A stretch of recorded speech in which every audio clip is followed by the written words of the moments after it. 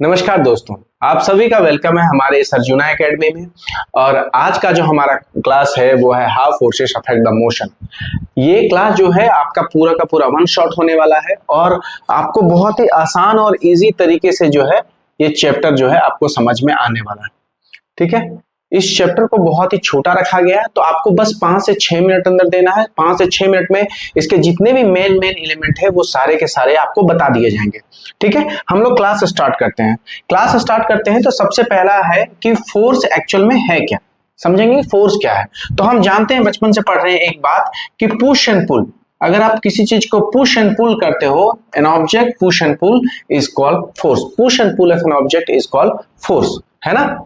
Force जो है वो बेसिकली इसका जो अगर फॉर्मूला देखें आप कि फॉर्मूला क्या होता है, तो फॉर्मूला होता है F is equal to ma। आप याद कैसे रख सकते हो कि घर में किसका फोर्स चलता है, तो माँ का फोर्स चलता है, तो F is equal to ma। एक ए हट जाती है but F is equal to ma। m क्या डिनोट करता है, m मास को, और a डिनोट करता है एक्सेलेरेशन को। यानी कि सीधी सी बात है, किसी ऑब्जेक्ट कोई भी ऑब्जेक्ट जिसका मास हो और वो एक्सलेट होता हो तो हमारा फोर्स होता है ना, उसको हम फोर्स कहेंगे। अगर हम यूनिट की बात करते हैं तो मास का यूनिट केजी होता है, एक्सेलेरेशन का यूनिट मीटर पर सेकंड स्क्वायर, यानी ये जो है हमारा केजी मीटर पर सेकंड स्क्वायर, ये हमारा यूनिट होता है। और इसी केजी मीटर पर सेकंड स्क्वायर को हम लोग न्यूटन भी कहते हैं। ठीक है, क्योंकि इसके बारे में फोर्स के बारे में न्यूटन ने ज्यादा एक्सप्लेन किया, तो उनके रिस्पेक्ट में हम लोग न्यूटन रख देते हैं। और किसी भी ऐसा यूनिट को उसकी कैपिटल लेटर से डिनोट करते हैं, तो यहाँ पे n से हम लोग डिनोट कर रहे हैं। इसी फार्मूला का एक्सेलेरेशन का फार्मूला लिखें तो v minus u divided by T. जैसा कि आपको पता है कि मैंने बस यहाँ पे एक्सेलेरेशन का फार्मूला डाल दिया गया है, और एक्सेलेरेशन का फार्मूला होता है v minus u divided by t. तो f is equal to m v minus u divided by t हो जाता है। अगर आपको इसी में डिफाइन करने के लिए बोल दिया जाए कि डिफाइन 1 न्यूटन, 1 न्यूटन है क्या, तो 1 न्यूटन, अगर आपको 1 न्यूटन चाहिए, इसके लिए 1 केजी मास का 1 मीटर पर सेकेंड स्क्वायर से एक्सलेट होना होगा, तभी आपका 1 न्यूटन होगा। क्या कहता है ये कि एक्सेलेरेशन ऑफ 1 मीटर पर सेकेंड स्क्वायर, 1 मीटर पर सेकेंड स्क्वायर एक्सलेट करना है, an object of mass 1 KG. वही बात है कि 1 केजी मास के किसी ऑब्जेक्ट का 1 मीटर पर सेकेंड स्क्वायर से एक्सलेट होना ही हमारा क्या कहलाता है, 1 न्यूटन कहलाता है। तो ये आपको फोर्स के बारे में समझाया गया। कितने टाइप के फोर्स दिए गए, फोर्स जो है बेसिकली 2 टाइप के हमारे पास अवेलेबल है। पहला है हमारे पास बैलेंस फोर्स, दूसरा है हमारे पास अनबैलेंस फोर्स। बैलेंस फोर्स क्या होता है, तो 2 ऐसे फोर्सेस जो कि इक्वल मैग्नीट्यूड में होते हैं, बराबर बराबर, 2 ऐसे फोर्सेस जो इक्वल मैग्नीट्यूड में हो बट अपोजिट डायरेक्शन हो। सीधी सी बात है, हम लोग रस्सा कस्सी खींचते हैं तो कुछ लोग उधर होते हैं, कुछ लोग इधर होते हैं, मतलब कुछ लोग आगे की तरफ हो, कुछ लोग पीछे की तरफ हो, और दोनों इक्वल अमाउंट ऑफ फोर्स लगा रहे हैं और रस्सी कहीं नहीं हिल रही है, तो उस तरह के फोर्सेस को हम लोग बैलेंस फोर्स में देखते हैं। इसी तरीके से कोई डब्बा है या कोई अलमीरा है, उसको आप दोनों साइड से ढकेल रहे हो, एक इधर से कोई ढकल रहा है, वो कोई आपके अपोजिट साइड से ढकल रहा है, और इक्वल अमाउंट में फोर्स लगा रहे हैं और ऑब्जेक्ट में डिस्प्लेसमेंट नहीं देखने को मिल रहा है, तो वो आपका बैलेंस फोर्स में आता है। इस तरीके के फोर्सेस में जो नेट फोर्स होता है वो 0 हो जाता है, क्योंकि दोनों अपोजिट डायरेक्शन में फोर्स लगने की वजह से ये दोनों जो फोर्सेस हैं वो कैंसल आउट हो जाते हैं, द फोर्स बिकम 0। और 0 होने की वजह से ऑब्जेक्ट कहां पे है, तो ऑब्जेक्ट रेस्ट में है। अगर ऑब्जेक्ट रेस्ट में है तो क्या उसका कोई वेलोसिटी होगा, बिल्कुल नहीं होगा, वेलोसिटी बिकम्स 0। क्या अगर किसी का वेलोसिटी नहीं है, वेलोसिटी है ही नहीं, तो क्या एक्सेलेरेशन होगा, क्योंकि एक्सेलेरेशन क्या कहलाता है, change in velocity with respect to time. तो ऑब्वियसली कोई वेलोसिटी ही नहीं है, ना ही वेलोसिटी में कोई चेंजेस आ रहा है, तो एक्सेलेरेशन बिकम्स 0 आप देखोगे। अनबैलेंस फोर्सेस को देखेंगे कि अनबैलेंस फोर्सेस क्या होता है, तो अनबैलेंस फोर्सेस हमको समझाता है कि एक ऐसा फोर्सेस जो अनइक्वल मैग्नीट्यूड में हो, ये डायरेक्शन से कोई फर्क नहीं पड़ता, अनबैलेंस फोर्सेस में डायरेक्शन से कोई फर्क नहीं पड़ता, बस ये अनइक्वल मैग्नीट्यूड में हो। यानी कि अगर कोई व्यक्ति 2 अपोजिट डायरेक्शन से भी फोर्स लगा रहे हो और सामने वाला व्यक्ति कम फोर्स लगा रहा हो और मैं अगर ज्यादा फोर्स लगा रहा हूं, तो इस तरह के फोर्सेस को हम अनबैलेंस फोर्सेस कहते हैं। ठीक है, अनबैलेंस फोर्सेस में जो आपका नेट फोर्स होगा, net force is not equal to 0, क्योंकि हमेशा एक फोर्सेस ज्यादा हो जाएगा दूसरे फोर्सेस से।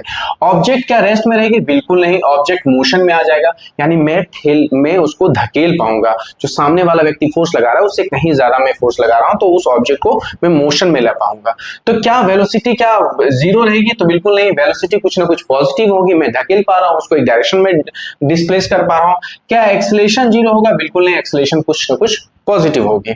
ठीक है, तो ये आपका हो गया बैलेंस और अनबैलेंस फोर्सेस की बात करते हैं। इसके बाद हम लोग चलते हैं कि हमारा फोर्सेस जो है वो डिपेंड किस पे करता है ना, किन किन चीजों पे चीजों पे डिपेंड करता है, किन कौन कौन से ऐसे सब एलिमेंट है जिन पे फोर्स हमारा डिपेंड करता है। तो हम देखते हैं कि फोर्स जो है मास इनटू एक्सेलरेशन से बना है, तो ऑब्वियसली वो डिपेंड किस पे करेगा, तो मास पे डिपेंड करेगा और एक्सेलरेशन पे डिपेंड करेगा, यानी mass of an object and acceleration of the objects पे हमारा फोर्सेस डिपेंड करता है। कब हम कहेंगे कि फोर्स हुआ है, कब हम कहेंगे कि फोर्स जो अप्लाइड हुआ है किसी ऑब्जेक्ट में, तब कहेंगे जब सिनेरियोज कोई रेस्ट ऑब्जेक्ट मूव करना चालू कर दे, यानी रेस्ट ऑब्जेक्ट मोशन में आ जाए, या कोई मोशन में रह रही ऑब्जेक्ट कैसा आ जाए, रेस्ट में आ जाए, तब हम कहेंगे कि फोर्स अप्लाइड हुआ है। या फिर किसी स्पीड में चेंजेस आता है, किसी ऑब्जेक्ट के स्पीड में चेंजेस आ रहा है, तो हम कहेंगे कि फोर्सेस वहां पे अप्लाइड हुआ है। अगर हम किसी के डायरेक्शंस में भी बदलाव देखते हैं तब भी हम कहेंगे कि जो हमारा फोर्सेस है उसमें अप्लाइड हुआ है। शेप एंड साइजेस में भी बदलाव देखते हैं तो अब भी हम कहेंगे कि वहां पे जो है आपका फोर्सेस अप्लाइड हुआ है। आप समझ लो कि ग्राउंड में फुटबॉल खेल रहे हो और आपका दोस्त जो है उधर से फुटबॉल किक करता है, यानी एक और रेस्ट ऑब्जेक्ट मोशन में आती हुई नजर आई और मैंने उस फुटबॉल को अपने पैर से रोक लिया, यानी एक मोशन वाली ऑब्जेक्ट रेस्ट में आ गई। तो ये दोनों केसेस में फोर्स अप्लाइड हुए, उन्होंने फोर्स अप्लाइड करके मेरी तरफ भेजा, मैंने फोर्स अप्लाइड करके उसको रोक दिया। अगर इसी फुटबॉल को जैसे आई मैंने किक करके दूसरे डायरेक्शन में कर दिया, यानी मैंने डायरेक्शन में बदलाव किया, और डायरेक्शन में बदलाव करने के साथ मैंने क्या किया, तो उसके स्पीड में भी चेंजेस किया, और जब मैंने फुटबॉल को किक किया तो फुटबॉल का शेप बदला, फुटबॉल हल्का सा पिचक गया, यानी कि उसके शेप एंड साइजेस में चेंजेस हुआ। इन हर केसेस में आपका क्या हो रहा है, आपका फोर्सेस अप्लाइड हो रहा है।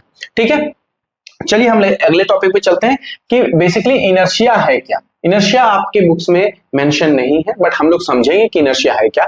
किसी भी ऑब्जेक्ट का एक टेंडेंसी होता है, हर एक ऑब्जेक्ट का अपना एक टेंडेंसी होता है कि वो अपना स्टेट नहीं छोड़ना चाहता, अपना पोजीशन नहीं छोड़ना चाहता।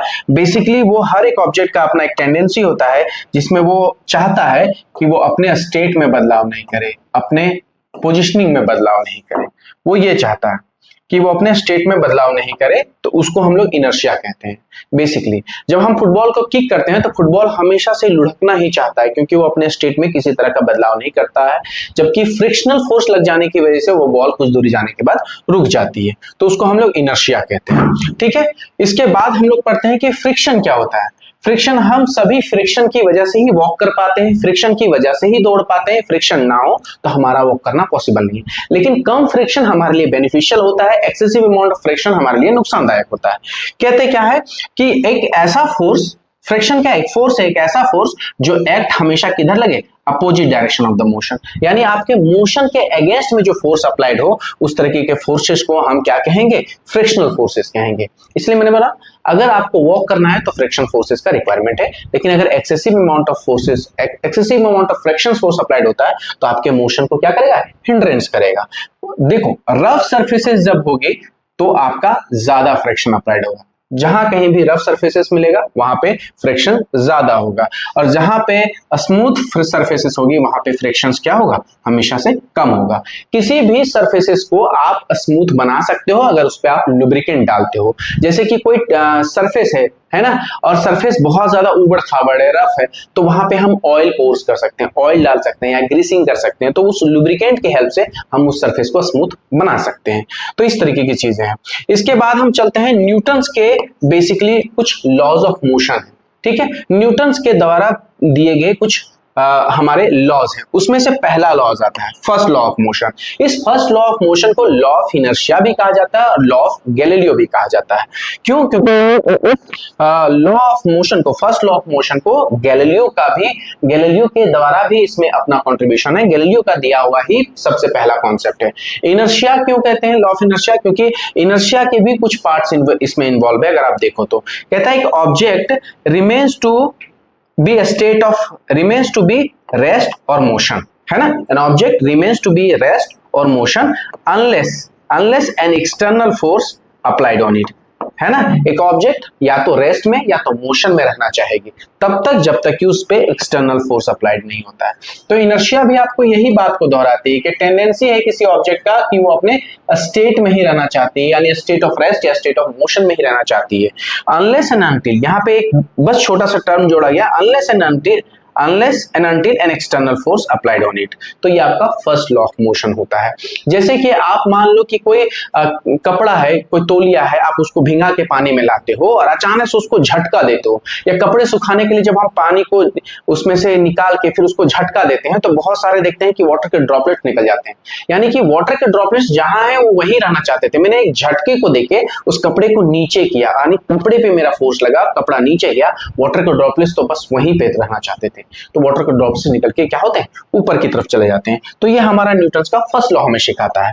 न्यूटन का सेकंड लॉ क्या कहता है? न्यूटन का सेकंड लॉ कहता है कि फोर्स जो होता है वो directly proportional to mass and acceleration होता है। यानी जो हमारा फोर्स है वो सीधा सीधी किससे रिलेटेड है? मास एंड एक्सेलरेशन से। फोर्स हमेशा मास बॉडी पे अप्लाइड होगा और एक्सेलरेशन उस पे होगा। मास बॉडी पे जैसे ही अप्लाइड होगा फोर्स, वो बॉडी क्या करेगी? एक्सेलरेट करेगी। तो वहां से हमारा कॉन्सेप्ट निकल के आ जाता है F is equal to ma। ठीक है, ये आपका फोर्स का डेफिनेशन भी है। अगर आप समझो यहाँ पे तो ये आपका फोर्स का डेफिनेशन भी है। उसके बाद हमारे पास थर्ड लॉ आता है। थर्ड लॉ हमारा कहता है कि every action have equal in opposite reaction. यानी आप जब भी किसी ऑब्जेक्ट पे फोर्स लगाते हो वो ऑब्जेक्ट भी आप पे उतना ही अमाउंट ऑफ फोर्स लगाता है। ठीक है, तो ये every action have equal in opposite action. जैसे एग्जांपल में किकिंग द बॉल, जब आप बॉल को किक करते हो तो सिंपल सा समझो कि जैसे ही आप बॉल को किक करते हो बॉल भी आप पे उतना ही अमाउंट ऑफ फोर्स लगाती है। ठीक है, बॉल भी आपको सेम अमाउंट ऑफ फोर्स लगाती है और उसी फोर्स का ये रिजल्ट निकल के आता है कि बॉल मूव करती है, आपका जो लेग है वो पीछे की तरफ आता है। कैनोई पैडलिंग है ना, इसमें भी आप न्यूटन के थर्ड लॉ के देखते हो कि आप पैडलिंग करते हो तो बोट आगे की तरफ मूव करती है और पैडलिंग करने के दौरान जो वाटर जो है उसको पीछे की तरफ आप मूव करवाते हो। रॉकेट लॉन्चिंग की बात करते हैं तो रॉकेट लॉन्चिंग में थ्रस्टर लगा होता है। थ्रस्टर क्या करता है? नीचे की तरफ फोर्स मारता है और आपका रॉकेट जो है ऊपर की तरफ जाता है। तो एवरी एक्शन है इक्वल इन अपोजिट, हमको न्यूटन के थर्ड लॉ से सीखने को मिलता है। अब हमारे पास आता है two box problem. Basically two box problem में क्या होता है, दो बॉक्सेस होते हैं और दो बॉक्सेस को रस्सी से बांध दिया जाता है। ठीक है, और रस्सी से बंधे हुए रस्सी से जो फोर्स लगा होता है उस तरह के फोर्सेस को हम लोग टेंशन फोर्स कहते हैं। यानी ये बी बॉक्स जिसको मास m2 कहा गया, ए बॉक्स जिसका मास m1 कहा गया, ये ऑब्जेक्ट ए पे जो है रस्सी के द्वारा फोर्स लगाया गया है विच इज T2। ठीक है, T2 लगाया गया है और जो ए बॉक्स है वो बी पे लगा रहा है ऑब्जेक्ट पे, वो T1 फोर्स लगा रहा है और इन दोनों पे जो एक फोर्स लगा रहा है वो क्या लगा रहा है? F फोर्स लगा रहा है। हम कहते हैं कि T1 और T2 एक दूसरे को कैंसिल कर जाता है, यानी कि T1 और T2 क्या है? इंटरनल फोर्स है और इंटरनल फोर्स एक दूसरे को कैंसिल कर रहा है, क्योंकि आपको पता है एवरी एक्शन है इक्वल इन अपोजिट रिएक्शन। यहाँ पे न्यूटन का थर्ड लॉ लागू होता है, तो दोनों एक दूसरे को क्या कर देते हैं? कैंसल आउट कर देते हैं और हमारा जो फोर्स है वो जीरो हो जाता है। अगर आप एक्सटर्नल फोर्सेस की बात करो तो एक्सटर्नल फोर्सेस हमेशा अप्लाइड होता है किसी बॉडी पे, तो इसीलिए ये फोर्स जो है यहाँ पे एग्जिस्टेंस में रहेगा। जब हम एक्सेलरेशन की बात करते हैं तो आपको फॉर्मूला पता होगा एक्सेलरेशन का। एक्सेलरेशन का फॉर्मूला कहता है F is equal to, acceleration का जो आपको फॉर्मूला कहेगा वो कहता है F is equal to ma और A is equal to F by m। और ये जो मास है वही है। मास क्या है? तो इन दोनों का समीशन आपको लगना पड़ेगा, m1 और m2 का समीशन। तो A is equal to F by m1 plus m2। इसी फॉर्मूला पे बेस्ड पे हमारा ये फॉर्मूला है। तो ओवरऑल मैंने आपको ओवरव्यू दे दिया। ये हमारा जो चैप्टर है, इस चैप्टर का मैंने वन शॉर्ट वीडियो बनाया, बहुत ही कम समय में। आई होप आपको समझ में आया हो, आप इसके अपने एग्जामिनेशन के लिए यूज कर सकते हो। मिलते हैं अगले क्लासेस में, बाय बाय।